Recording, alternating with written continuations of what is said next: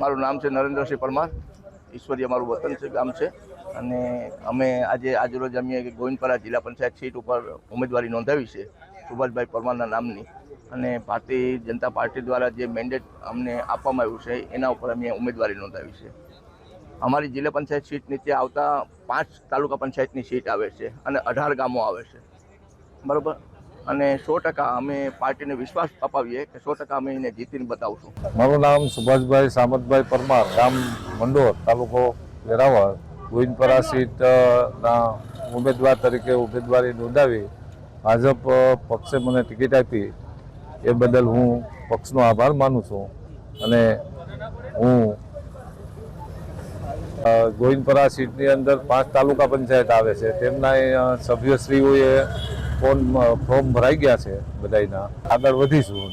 આજે ભારતીય જનતા પાર્ટી દ્વારા અમારા ભાલપરા જિલ્લા પંચાયતના ઉમેદવારોના ફોર્મ ભરવા પ્રસંગે મોહનભાઈ વાળા સોનારિયા ગામના સરપંચનું ભારતીય જનતા પાર્ટી દ્વારા જિલ્લા પંચાયતના સદસ્યનું ફોર્મ પસંદગી કરવામાં આવી. એમ જ તાલુકા પંચાયતમાં ભાલપરા 1માં મારા ધર્મપત્ની, ભાલપરા 2માં લલિતાબેન નાગજીભાઈ સોલંકી, પાટણ ગ્રામ્યમાં વાલજીભાઈ, એવી જ રીતે કાજલી સીટમાં નરેન્દ્રભાઈ ઝાલા.